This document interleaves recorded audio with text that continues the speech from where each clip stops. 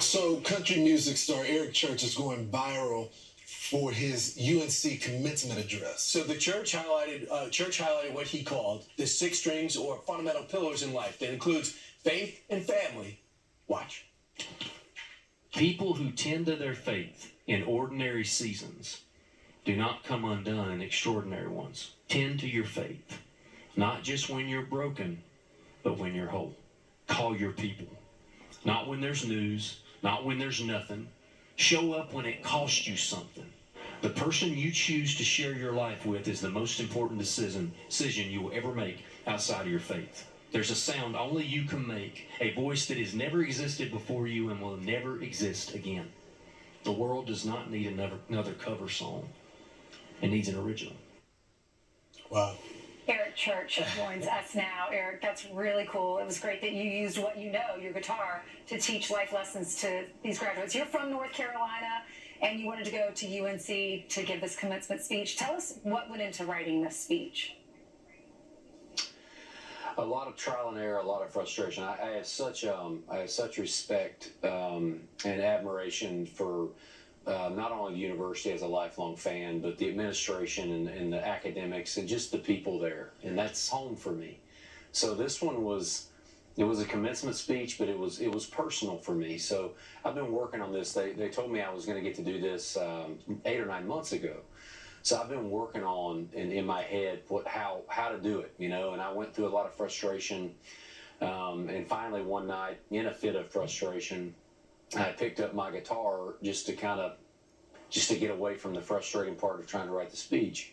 And as I was strumming the guitar, it just dawned on me. I hit all 6 strings, and I thought, hey, what if I could make a speech out of these? And my wife was critically important with helping me. And what I find kind of interesting about it is the message was unique because it was a guitar, and that was creative. I'll admit that.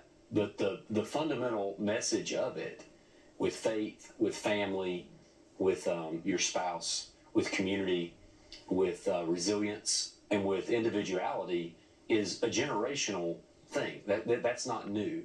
Those are foundation blocks that have been around for 50, 100 years.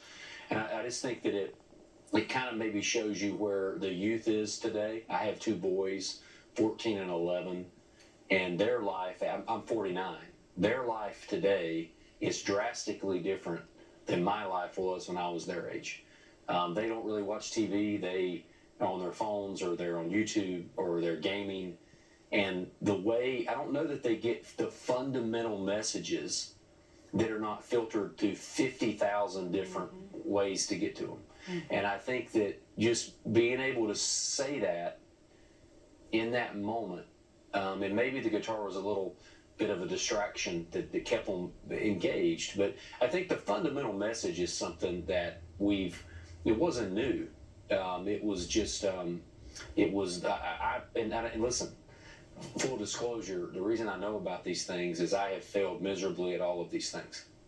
And I know what it feels like to have certain pillars of your life not in tune. And I know what it feels like to have them in tune. So for me, it was trying to convey that message of you're not going to get it right, but you should try to get it right. Mm-hmm. So here's more from your speech. Let's listen.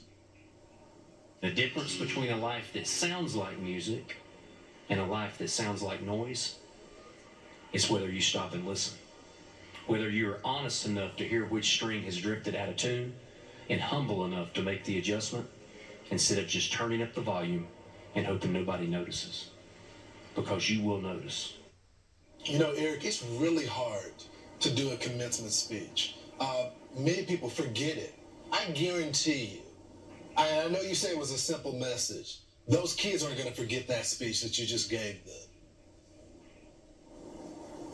I hope not. But for me, what was interesting about that is, again, trying to want to do the job that I wanted to do. I just thought about the people in that room. I never thought about anybody. I never thought about us talking like we're talking today. I thought about, I have this moment in time, and I've lived longer than they have, and I have made my own mistakes and had this happen to me. So for me, it was about trying to convey that message in a way that I thought that a 22-year-old would listen to me. And that was really what this whole thing was about. I never thought beyond the moment in being in that room. So it's like you have to look at it as it's about them, but the way you can convey your message is to talk about you without making it about you. And you did it, and that guitar, you could tell you were a songwriter. You're used to creating things. Yeah, and that was the part that, I mean, again, back to Lawrence's thing, it was to go through something. That's my first and last commencement speech. I'm retired, but that was something that I have never done before. So for me, when you put a guitar on me, I'm pretty comfortable. I've done it a lot. I've done it a lot of years. I've done it in big rooms, and I'm comfortable there. And there was a little bit of this where just having that and just being able to be comfortable, I was able to talk to them more than preach at them. Mm-hmm. And when you start talking about faith on a college campus, or family, or your spouse, and community, and really what I think is the most ironic thing about this, guys, I find this fascinating, is a lot of this speech talked about social media and how you have to ignore social media, and then it goes viral. Which I find ironic, right? But I mean, you know, what are you gonna do with that? Yeah. But I think that a lot of that was just it was the right moment. It was the right message. Yeah, I can't tell you it was my message. I say this a lot as a songwriter. Sometimes I write the song, and sometimes I hold the pen. I feel like that I was in that place at that time to give that message, and I'm appreciative that I was able to do it. Even that line was great. I know. I love that line. And Eric, I love your story because you're the famous underdog. You grew up and you played in the bars, and then you were called up to open for Rascal Flatts, and then you would play too long on stage, so then they famously fired you for it.